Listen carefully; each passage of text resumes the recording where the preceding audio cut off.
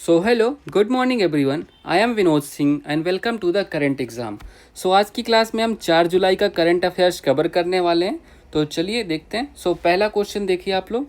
हाल ही में केंद्रीय कैबिनेट ने नई राष्ट्रीय खेल नीति 2025 को मंजूरी दी। देखो, जो नई राष्ट्रीय खेल नीति आई काफ़ी टाइम से चर्चा में थी और इसको मंजूरी मिल चुकी है। ठीक है, तो इसके बारे में देखते हैं भैया कब थी। तो इसको देखो, नेशनल स्पोर्ट्स पॉलिसी 2025, इसको हम और किस नाम से जान सकते हैं सर? इसको हम खेलो भारत नीति 2025 के नाम से भी जानते हैं। ठीक है, तो ये भी आप ध्यान रखना, एनएसपी या खेलो भारत नीति। ठीक है, चलो। तो अब देखो, केंद्रीय मंत्रिमंडल ने इसको मंजूरी दे दी है। अब तो पता है कि ये किसको रिप्लेस करेगी। इससे पहले कौन सी हमारे पास थी, तो ये आपको इंपॉर्टेंट क्वेश्चन बन सकता है। ठीक है, तो ये कौन सा है? एनएसपी 2001 ला। इसके पहले जो एनएसपी थी हमारी 2001 वाली थी। तो option number B correct answer हो गया। ठीक है, ये ध्यान रखिएगा। अब इसका उद्देश्य क्या है सर? तो राष्ट्र के समग्र विकास के लिए खेलों की शक्ति का उपयोग। ठीक है, मतलब राष्ट्र का विकास करना, उसमें खेलों का उपयोग करना है। भारत की पहली राष्ट्रीय खेल, ये भी आपके लिए इंपॉर्टेंट हो सकता है। तो पहली राष्ट्रीय खेल नीति कब? 1984 में लागू हुई थी। ठीक है, तो पहली राष्ट्रीय जो खेल नीति थी वो 1984 में। ओके, रुकना यार थोड़ा तुम लोग, चलो ठीक है। अच्छा देखो, अब इस जो ये खेल नीति लागू हुई है, इसके 5 स्तंभ बनाए गए। ठीक है, तो 5 के 5 स्तंभ आपको ध्यान रखना, एटलीस्ट पढ़ लो। वैश्विक मंच पर उत्कृष्टता। अब इसका मतलब क्या हो गया सर? मतलब देखो, अभी आपकी जो लॉस एंजल्स में ओलंपिक होंगे कब? 2028 में। तो इन जो वैश्विक मंचों पर जो खेल होने वाले, वहाँ पर उत्कृष्ट प्रदर्शन करना। आर्थिक विकास, अब सिर्फ खेल के साथ खेल खेल तो चलता रहे, इसके साथ हमारा आर्थिक विकास भी होता रहे। सामाजिक विकास, मतलब सामाजिक में, समाज में जो भावनाएं हैं उनको भी अच्छी से बढ़ावा मिले। जन भागीदारी को बढ़ावा, मतलब ज़्यादा से ज़्यादा लोग भागीदार बने इसमें। राष्ट्रीय शिक्षा नीति 2020 के साथ एकीकरण। अब जो इसका पाठ्यक्रम होने वाला है 2020 की शिक्षा नीति है, जो एजुकेशन पॉलिसी है, उसमें भी इसका सहयोग। अच्छा, एक क्वेश्चन आपके लिए होमवर्क है। होमवर्क में क्वेश्चन है, किस समिति की सिफारिश पर? ठीक है, तो कौन सी समिति है? तो किस समिति की सिफारिश पर राष्ट्रीय शिक्षा नीति 2020 लागू हुई थी? तो किस समिति की सिफारिश पर, ये आपको कमेंट करके बताना है। ठीक है, तो कौन सी समिति है बताओ, तो जिससे आपने ये नेशनल एजुकेशन पॉलिसी 2022 ये प्रस्तावित हुई थी। ठीक है, तो ये आप कमेंट करके बताओ।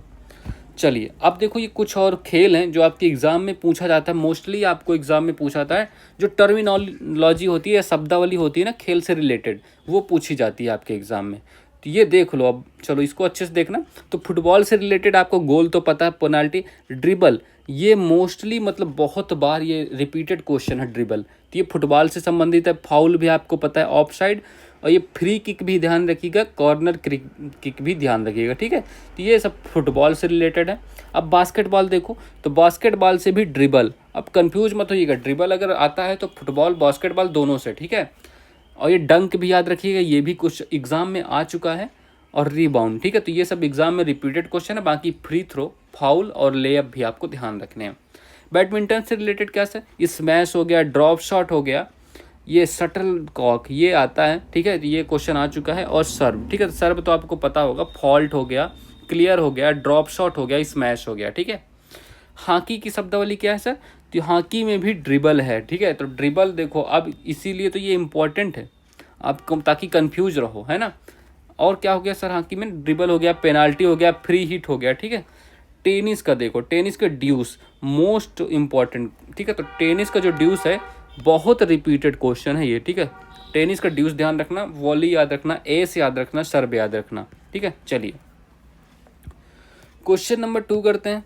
हाल ही में केंद्रीय जल शक्ति मंत्री ने सी फ्लड का उद्घाटन कहाँ किया? देखो, अभी सी फ्लड जो योजना है आपकी, इसका लॉन्च किया गया है। अब ये कहाँ लॉन्च किया गया है? देखो, सी फ्लड के बारे में देखो, तो सी फ्लड ये एकीकृत बाढ़ पूर्वानुमान, मतलब बाढ़ का पूर्वानुमान, मतलब बाढ़ को पहले से बता देगी कि भैया तुम्हारे गांव में बाढ़ आने वाली है। ठीक है, तो केंद्रीय जल शक्ति मंत्री ने कहा, नई दिल्ली में सी फ्लड का उद्घाटन किया। ठीक है, तो नई दिल्ली में इसका उद्घाटन हो गया है। तो option number A correct answer mark कर लीजिए। ठीक है, चलिए, ये देखो जल शक्ति मंत्री बैठे हुए हैं। तो आपको पता है क्या जल शक्ति मंत्री हैं कौन? ठीक है, अच्छा, जल शक्ति मंत्री का नाम लिख दो यार। अब इतनी बात आ गई है तो जल शक्ति जो मंत्री है आपके, जल शक्ति मंत्री का नाम लिखो। ठीक है, जल शक्ति मंत्री का नाम कमेंट करके बताओ। ठीक है, अब विकास किसने किया? इसका विकास, ये भी इंपॉर्टेंट क्वेश्चन है। Centre for development of advance computing, ठीक है। सी डेक जो कंपनी आपकी पुणे की है, इसी ने तो बिहार के लिए जो आपको ऑनलाइन वोटिंग होनी थी उसके लिए ऐप बनाया है ना, सी डेक ने ही। तो centre for development of advance computing और central water commissioner water the ministry of Jal Shakti, इन दोनों ने मिलकर इसका विकास किया है। और ये वेब आधारित प्लेटफॉर्म होने वाला है। अब देखो सबसे मेन फोकस कहाँ है, गांव स्तर तक 2 दिन पहले बाढ़ का पूर्वानुमान बता देगी, ठीक है, तो ये ध्यान रखिएगा। राष्ट्रीय सुपर कंप्यूटिंग मिशन 2015 के तहत इसका कार्यान्वयन हो रहा है, ठीक है। जो इसका कार्यान्वयन राष्ट्रीय सुपर कंप्यूटर मिशन एनएसएम, इसको लॉन्च कब किया गया था, 2015 में इसको लॉन्च किया गया था एनएसएम को, इसी के तहत इसका भी कार्यान्वयन होगा। और किस किस नदियों के लिए है, तो वर्तमान कवरेज महानदी हो गया, गोदावरी हो गया और ताप्ती, सिर्फ इन 3 नदियों के लिए है वर्तमान में। भविष्य में सारी नदियों के लिए इसका काम होने वाला है, ठीक है। तो option number A correct answer है, ये ध्यान रखिए। अब ये तीनों नदियां भी ध्यान रखना कि किसके लिए लॉन्च की गई सी फ्लड अभी, ठीक है। अब इन तीनों नदियों के बारे में देखो तो ये तो आपके लिए अच्छा है, क्वेश्चन बढ़िया है, यहाँ से बनते ही हैं नदियों से क्वेश्चन। तो महानदी का देखो, इसका उद्गम सिहावा एक स्थान है छत्तीसगढ़ में, जो अमरकंटक के दक्षिण से ये महानदी निकलती है। अब इसकी सहायक नदियाँ तेल और जोंक बहुत इंपॉर्टेंट है, ठीक है। मांड, ईब, हंसदेव, सबको ध्यान रखना है। और इसमें फेमस हीराकुंड बांध भी महानदी पर बना है, ठीक है। गोदावरी नदी का उद्गम क्या है, इसका तो उद्गम ही पूछ लेता है एग्जाम में।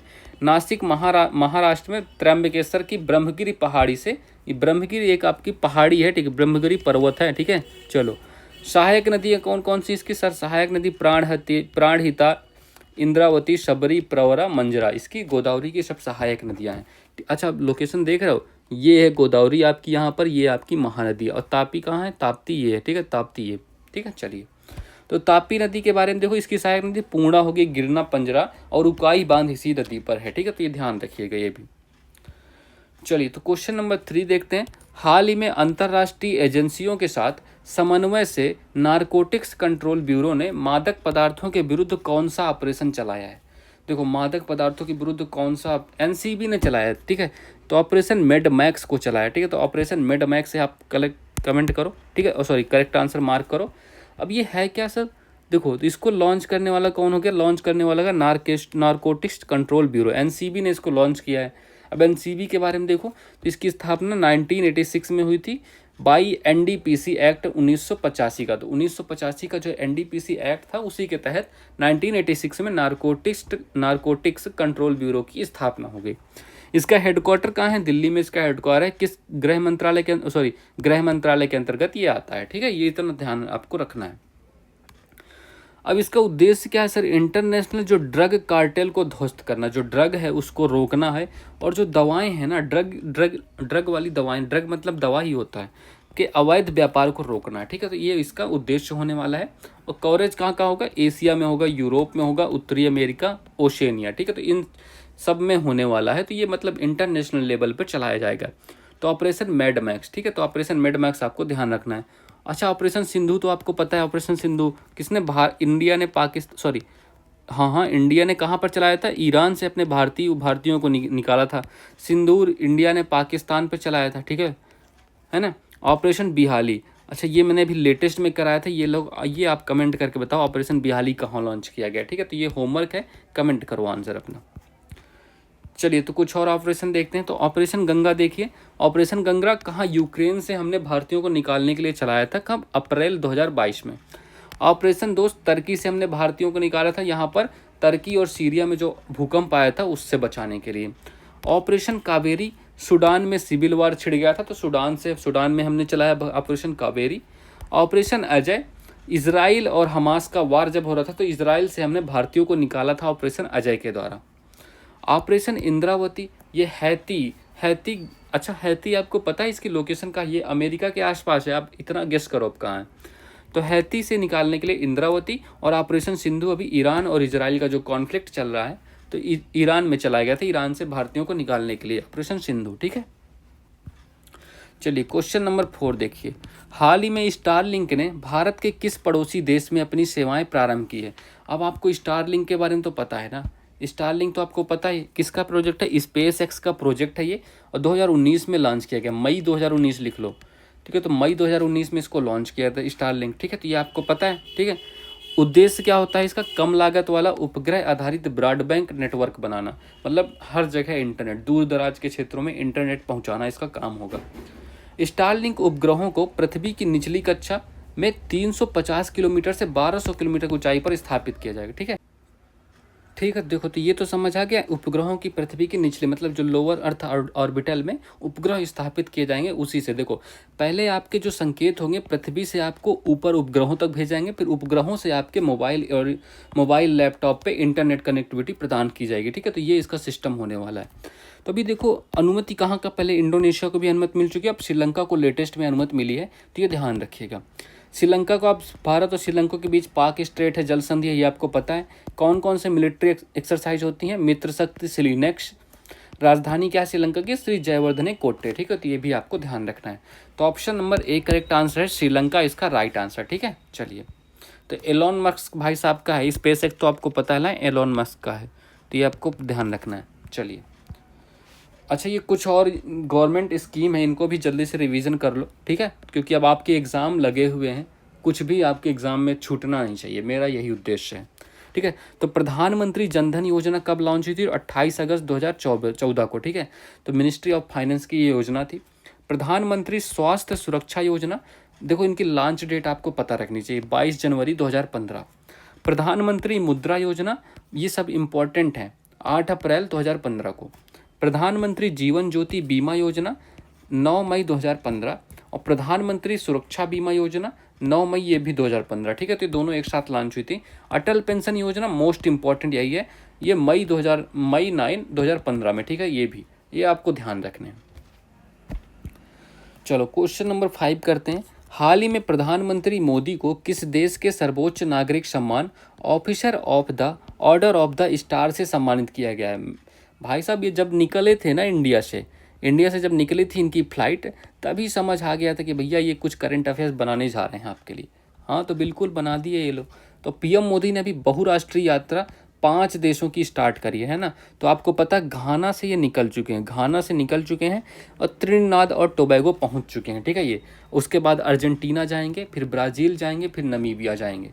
तो अब घाना से निकले, घाना के देखो, अब घाना का जो एयरपोर्ट है, घाना के एयरपोर्ट कहाँ है? कैपिटल जो अकरा में, यहीं एयरपोर्ट है, यहाँ पर ये मोदी साहब उतरे। ठीक है, अब जैसे उतरे तो घाना के जो प्रेसिडेंट है जॉन महामा, इनका नाम ध्यान रखिएगा, इन्होंने इनका वेलकम किया अच्छे से, जो घाना के प्रेसिडेंट थे। और जैसे ही वेलकम किया, ऑफिस ले गए और तुरंत इनको पहना दिया माला। देखो, ये पहना रहे हैं, है ना। तो क्या था? Receive the highest civilian award, मतलब यहाँ का जो हाईएस्ट नागरिक अवार्ड है, officer of the order of the star of घाना, 2 जुलाई 2025 को ये दे दिया गया मोदी साहब जी को। तो known as the Gold Coast, अब घाना को हम गोल्ड कोस्ट के रूप में जानते हैं। मैंने आपको मैप नहीं दिखाया, बट लास्ट क्लास में हमने मैप देखा था। ये ऐसा कुछ अफ्रीका है, तो घाना यहाँ पर है, और यहाँ पर गल्फ ऑफ गिनी पाई जाती है। तो ये जो खाड़ी है ना, इसके बॉर्डर पे काफ़ी ज़्यादा गोल्ड पाया जाता है। ठीक है, काफ़ी ज़्यादा गोल्ड पाया जाता है, इसलिए द गोल्ड कोस्ट इसको कहते हैं। ठीक है, तो नोन इसके नाम से भी जाना जाता है, गोल्ड कोस्ट के नाम से, जो इसका कोस्ट है। ठीक है, अच्छा, हम यहाँ से घाना से क्या मानते हैं? यहाँ से हम इंपोर्ट करते हैं। क्या इंपोर्ट करते हैं सर? इंपोर्ट करते हैं। अब यहाँ गोल्ड मिलता है तो गोल्ड ही यहाँ से लेते हैं। ठीक है, तो हम गोल्ड यहाँ से मंगाते हैं। ठीक है, चलिए। So option number B correct answer है, घाना का ये अवार्ड है। अब मोदी साहब को काफ़ी अवार्ड मिल चुके हैं। अभी तो रुको बेटा, घाना में गए, अभी बाकी 4 देश और पता है, यहाँ से भी करंट अफेयर्स ही आने वाला है तुम लोगों के लिए। वो वहाँ अवार्ड पाएंगे और यहाँ करंट अफेयर्स में तुम्हारे लिए एक क्वेश्चन छप जाएगा, है ना। बस याद करते रहो तो। चलो, तो देखो 24 अवार्ड इनको मिल चुके हैं अभी फ़िलहाल तक। अभी 24 के 24 आप लिखे हुए हैं इसमें। मैंने ये इमेज टेलीग्राम चैनल में डाल दी है, आप वहाँ जाइए, डिस्क्रिप्शन से टेलीग्राम चैनल ज्वाइन कीजिए और इस इमेज को देख लीजिए। आप सेव कर लीजिए या तो आप रख लीजिए, कोई ना कोई एग्ज़ाम में इसमें से कोई ना कोई अवार्ड आपको पूछा ही जाएगा। ठीक है, तो ये घाना के प्रेसिडेंट हैं महामा जी। ठीक है, चलिए ध्यान रखिएगा। तो टेलीग्राम में जाकर डाउनलोड कर लेना, इसको मैं पढ़ा नहीं रहा। ठीक है, चलो। हाल ही में आरबीआई का नया कार्यकारी निदेशक किसे नियुक्त किया गया? देखो, अभी आरबीआई के जो नए कार्यकारी निदेशक किसे? केशवन रामचंद्रन जी को। ठीक है, तो केशवन रामचंद्रन जी को नियुक्त किया गया है। ठीक है, तो रामचंद्रन जी को। अच्छा, ये बताओ तुम लोग, जो आरबीआई है इसका हेडक्वार्टर कहाँ है? अच्छा, क्या इसका सिर्फ एक ही हेडक्वार्टर था, या इसका हेडक्वार्टर पहले कुछ और था, बाद में कुछ और था, दोनों हेडक्वार्टर बताओ, ठीक है। और ये चेंज कब हुआ था ये भी आपको बताना है। हाल ही में भारत की पहली QR आधारित डिजिटल हाउस एड्रेस प्रणाली। अब इसका मतलब समझते हो भैया ये क्या है? आपका जो ये घर होने वाला है ना, आपके घर पे एक QR इस कोड लगेगा। अब इस QR कोड को स्कैन करके आपका सब पता चल जाएगा, किसके नाम पे घर है, कौन रहता है, फैमिली मेम्बर्स कौन है, बिल कितना है, गैस का कितना है, पानी कितना है, बिजली का कितना है, सब पता चलने वाला है इससे, ठीक है। तो ये प्रणाली शुरू हो चुकी है, अभी स्टार्ट की गई है कहाँ? इंदौर में, ठीक है। अभी पायलट प्रोजेक्ट के तहत स्टार्ट की गई है, ट्राई किया जा रहा है, ठीक है। इंदौर मध्य प्रदेश में ये पहला शहर है जहाँ होगा, तो हर घर QR लगेगा। तो सुदामा नगर में पायलट प्रोजेक्ट स्टार्ट किया गया है, ठीक है। तो इंदौर में, सुदामा नगर में, ठीक है। तो ये ध्यान रखिएगा। क्वेश्चन नंबर 6 देखिए, हाल ही में केंद्र सरकार ने 3 नए रणनीतिक तेल भंडार कहाँ स्थापित किए हैं? देखो अभी काफ़ी ज़्यादा युद्ध चलता रहता है मिडिल ईस्ट में, है ना। अब वहाँ कब इमरजेंसी लग जाए, कब वहाँ से तेल आना बंद हो जाए, तो हम क्या करेंगे? लगभग हम मोर देन 80% हम तेल बाहर से मंगाते हैं।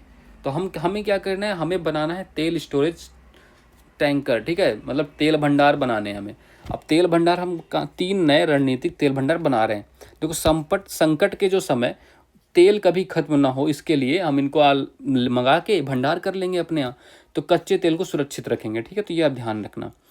तो कहाँ 3 कहाँ? एक उड़ीसा के चांदीखोल, पहला तो ये हो गया उड़ीसा के चांदीखोल में, दूसरा राजस्थान के बीकानेर में, तीसरा गुजरात के राजकोट में, ठीक है। तो option number D correct answer है, उपयुक्त सभी। तो ये तीनों राज्यों में हम 3 तेल भंडार बनाने वाले हैं। अब इनका निर्माण कौन करेगा? तो Indian strategic petroleum reserve limited, और ये पेट्रोलियम और प्राकृतिक गैस मंत्रालय के साथ मिलकर ये दोनों काम करने वाले हैं, इतना ध्यान रखिएगा, ठीक है। अच्छा, ये इन दोनों क्वेश्चन का आंसर तुम लोग दे देना, ठीक है। चलो मैं नहीं कर रहा। भारत का पहला तेल कुआं कहाँ है? मैं इतना बता देता हूँ, असम में है। आप जगह का नाम बता दो। सर्वाधिक तेल उत्पादन कहाँ से होता है ये बता दो, ठीक है। चलिए, हाल ही में लोकसभा अध्यक्ष ने राज्यों और केंद्र शासित प्रदेशों में शहरी स्थानीय निकायों के पहले राष्ट्रीय सम्मेलन का उद्घाटन कहाँ किया है? देखो ये उद्घाटन कहाँ किया? मानेसर जगह कहाँ है आपकी? ये है आपकी हरियाणा में। 2 दिन का सम्मेलन होने वाला है, ठीक है। और इसकी थीम क्या है? संवैधानिक लोकतंत्र को मजबूत करने में शहरी स्थानीय निकाय की भूमिका, ये इसकी थीम होने वाली है।